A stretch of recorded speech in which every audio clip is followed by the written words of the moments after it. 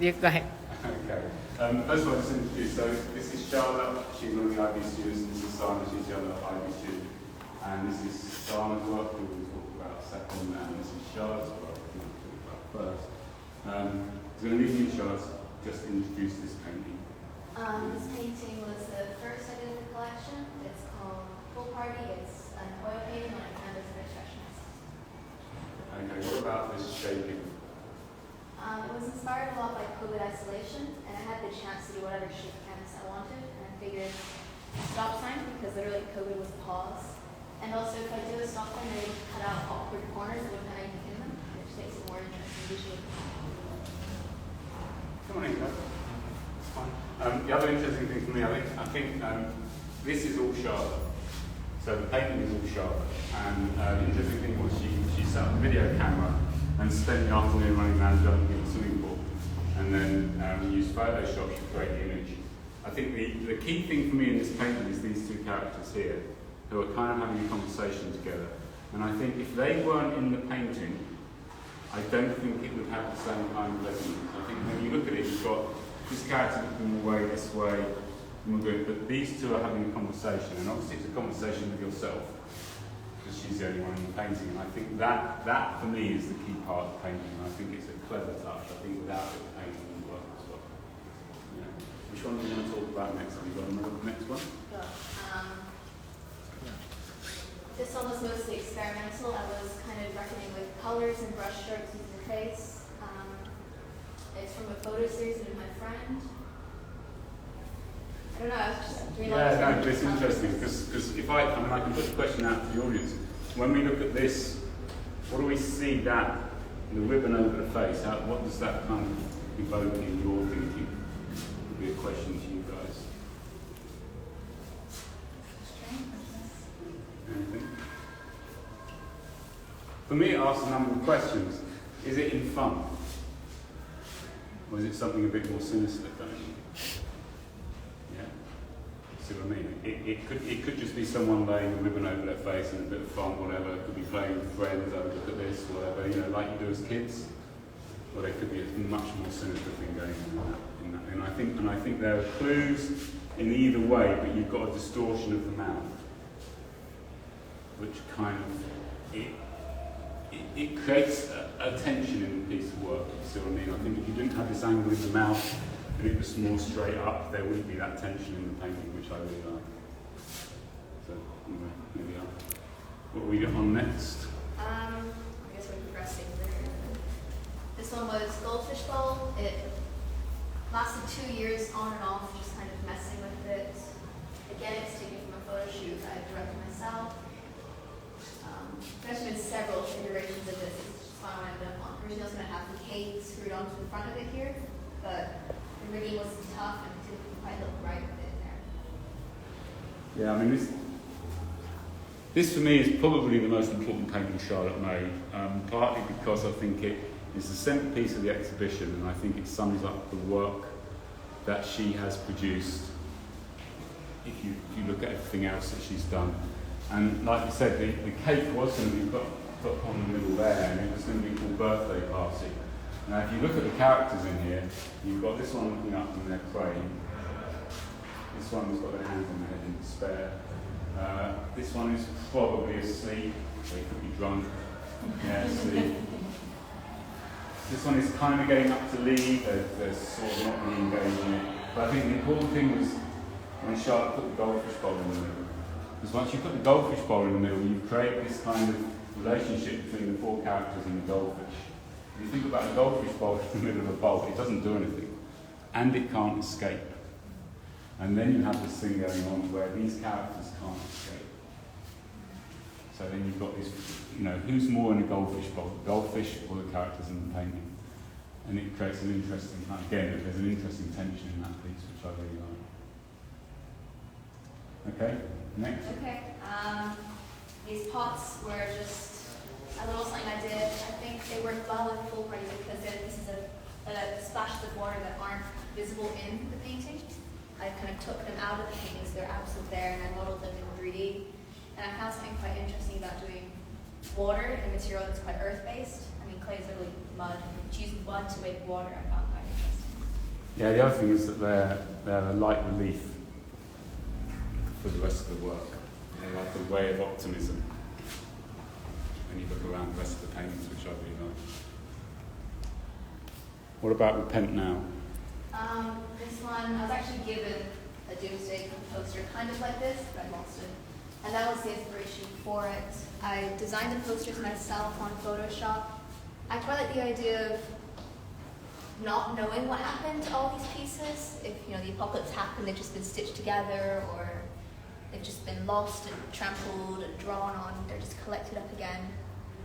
And I found it quite interesting to put it into a quilt because I like the contrast of the super feminine floral pastel colors and the kind of darker theming. Yep. What about the Norman Rockwell? I was inspired by Norman Rockwell and Tracy Emin. She did a lot of ready-mades in her pieces, and I wanted to incorporate ready-mades.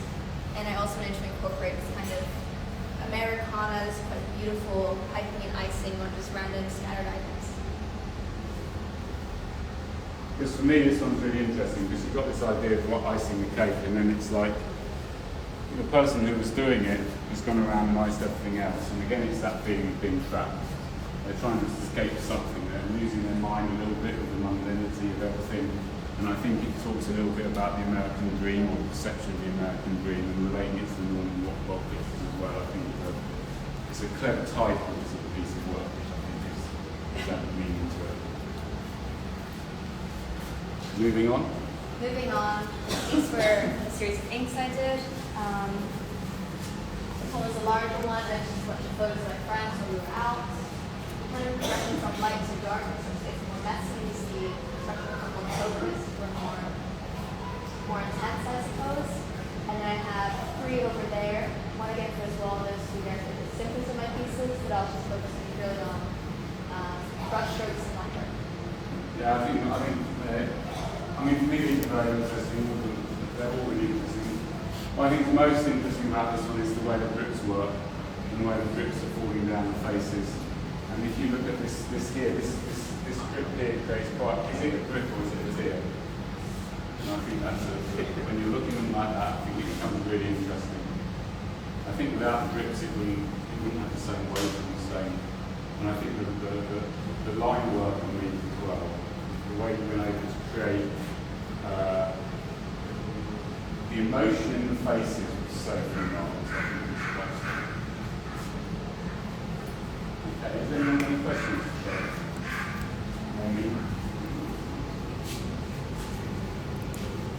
Yes. Good job. Which was your hardest project to make? Or for the longest? Definitely that one behind me. It's been up in my area for 2 years. I think it was probably actually the second one I started after this one, but it was the last one to be finished of them all. I went back and forth. I mean, there are several layers under there that aren't the same. The characters changed as well, didn't they? Oh yeah. Some of the way the characters looked. This face I know was worked over 2 or 3 times. The hands were worked over so many times. How did you do it? How did you decide what went on the table? Honestly, I took a lot of photos of things that were by the sink in my house. Yeah. And I just chose whatever I thought would fit. If there were pens or pencils or bits of paper.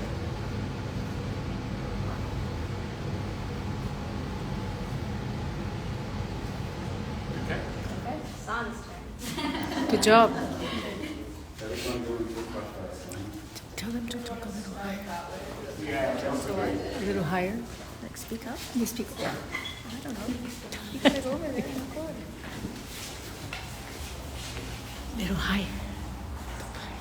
Okay. You want to talk about this one first? Yeah, sure. So this was the first piece I did in IB, and this was kind of after I was in like a rut of the transition between GCSE and IB, because GCSE was very like formulaic, and we had like to do more realistic observational drawings and things. So kind of coming into IB with absolutely no way of knowing where I wanted to start was very daunting, and so I started experimenting with color because I don't know if it's evident, but like a lot of my work is based around the formal elements and more like experimentation of color composition more than like thematic messages and things like that. And so I started with color because that was something I was very intrigued with, and I kind of found that fascination during IGCSE.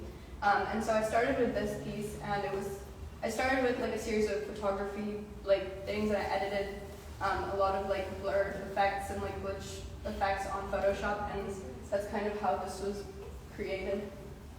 Yeah, I mean, for me, this is when I realised that Simon is a real colourist. And if you look at the use of colour in here, I look at it and I think some of the colours in here shouldn't work, and yet for some reason they do. And I find that absolutely fascinating. And if you get close up into something, if you do things like this to this painting and look at it, you'll see some brightnesses of colour just coming out of the painting. And you've got bits of purple here, and then you've got these browns. Now, really, there's no right for these browns to work with these pinks, and yet for some reason they do. So the understanding, the intuitive understanding of colour in Simon's work, I think, is just stunning. What about this one?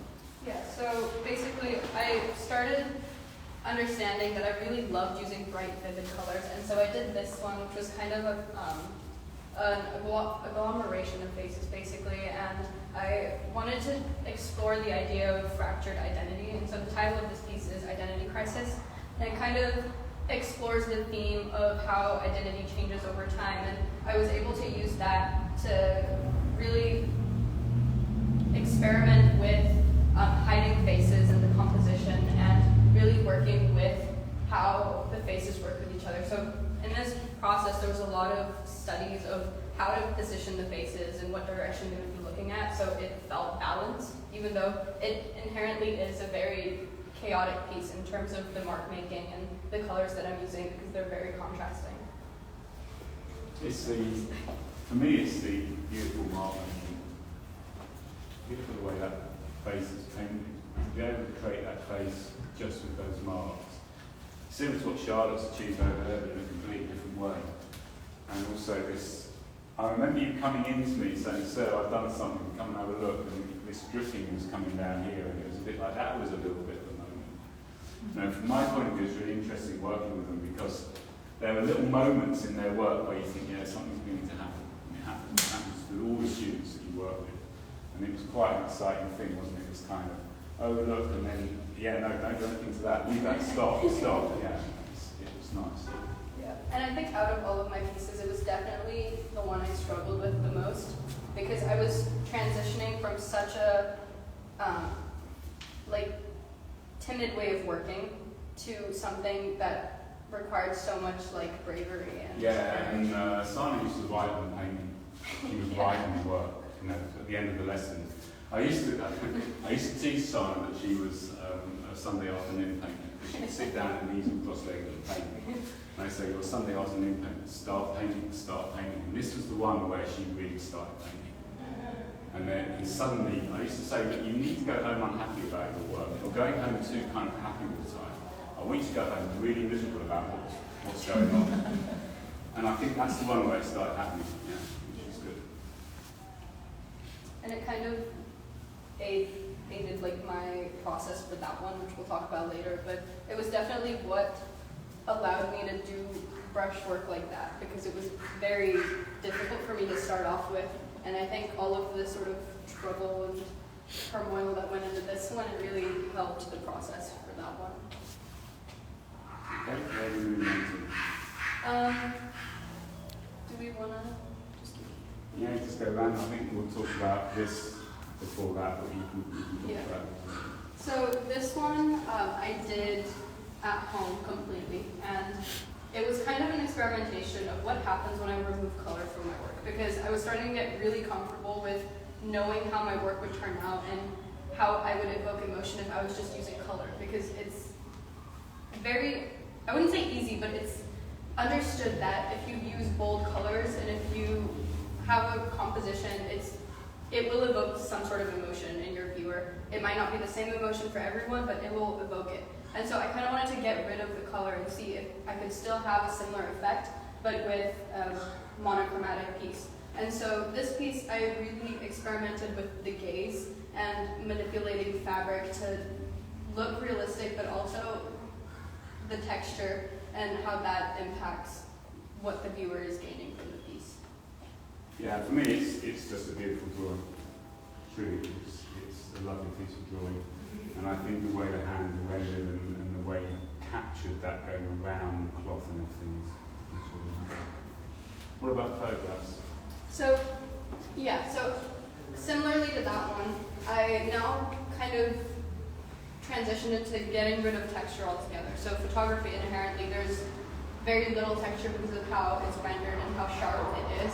And so I was really experimenting with the human gaze and composition. So making sure that the positioning of the figure and the subject in my work is deliberate and it evokes some emotion in the viewer. And so if this one and that one up there, the picture is taken from slightly below, and so the background of the figure is completely just the sky. And I really like the effect that I was getting with that, and it's a very different sort of emotion to all of those paintings, but there's still something about it that makes it feel like something. Yeah, no, I should be able to remember their name, but I can't remember their name. But your comparative study, Which one? I can't think of his name. Hopper? Yeah, Hopper. I had the edit, but I didn't have it. There's a relationship between that painting and this, isn't there, Yeah. as well? So Sana did a comparative study, which I had to do for the IB. She did a painting by Edward Hopper, which is a lady sat on a bed looking out a window. And there's a sense of that in that. You can see the relationship between that and the work, which is nice when the artist that's studying comes across in the work quite strongly. We're moving on to current. Move on to this one, yeah. So this painting is second last one I did, or it was happening simultaneously amongst the ceramics and the resin as well. But basically, this one was the biggest piece I'd done. And initially, I'm pretty sure I made the biggest canvas I could with the timber we had without having to like join two pieces together. But I really wanted to just go really big, and I used a mostly monochromatic palette. I stuck with like blues and purples, and basically I don't know if everyone can tell because sometimes people tell me that they don't see it, but basically there's a figure in the top right corner of the painting, and basically it's a swimming pool. And I started painting it because I wanted to experiment with composition. So for me, this was a very brave composition to kind of start with, because throughout my work you can see that it's very like the subject is the center of the painting. But here I wanted to really show the breadth of water. And so I positioned the figure in the corner so you could really understand the sort of the not the bigness, that's a terrible word, but just the vastness of the pool. And so that's kind of the intention behind it. But I also wanted to work with my brush strokes and color and see how I could add like little elements that were very different to the marks that were like in the background and make that contrast in the piece. Yeah, when someone was making this, she had another canvas next to it, and she would be putting colour. She put colours inside colours to see how. Just if you put colours inside, if you put colours next to colours, it will change the colour. So she started putting colours inside colours to see how it might start to make changes to the colour. And you can see moments of this throughout the painting. There are little touches here where she's putting bits of colour inside other colours. She's got a dark colour inside that blue, which actually makes that go darker. And they're really subtle with the things that she's doing that gives the painting that kind of resonance and glow that it has. The other thing I'll say is it is incredibly brave to do a painting of that kind of composition, because it's very difficult to pull off. You know, if you're looking at the way that's working, she's pulled that painting off. It works, compositionally it works, but there are just these nice little moments. I think these little marks here are so important to just make sure your eye is allowed to pull up there and it just doesn't disappear out of there. Yeah? So it's a good, great piece of work. I like it a lot. Okay? You up? Which one are you doing? I don't mind. I mean, I think it's just worth noting that these pieces, the plates and the resin work, are all part of that whole kind of playing around with water, playing around with abstraction. And I think for a young student to go as abstract as Sana's gone again, it says a lot about her courage really to do that. So this painting here was cut on purpose alongside this one because it was kind of an experiment of taking away both color and the subject from the piece and seeing how I was able to manipulate form and shape in order to elicit the idea of water. And so the sort of the background of the piece is like more shallow peaks and valleys, and that kind of, I've talked about it in the description, but it's kind of like calmer waters. And then I have more layers, so basically it's wire and plaster. And so I have layers that kind of envelop the background that kind of represent more raging water. And I tried to do that without using color, so it wasn't super obvious when you first look at it, but you can kind of relate it to the idea of water and the different like sort of elements. I think what's interesting for me about this one was Gabriella, when we were setting up the exhibition, she took all the photographs and set it up on her digital thing of this gallery. And she was wanting to put that next to that. And I'm so pleased that someone, it's that idea of curation and how curation works. And the artist, or from my point of view, working with students every day, might not see that and the importance of that. And I think the two work so nicely together. And then I know that Sana was really insistent that the plates went up on the wall next to it. And you get this lovely relationship between that group of work, which I think is really nice.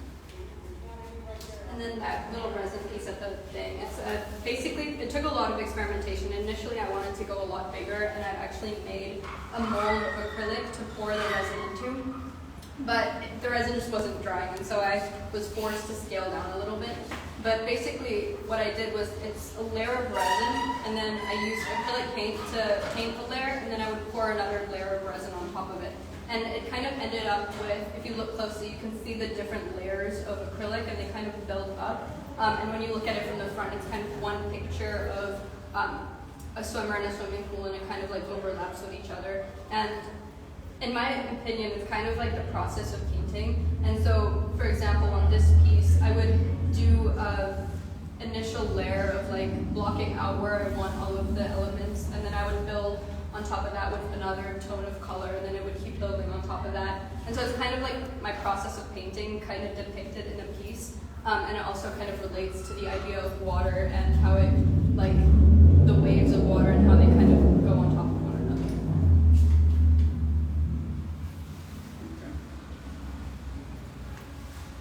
another. Good job. That's great. Do you want to talk about the She's not other here, work? right? Okay.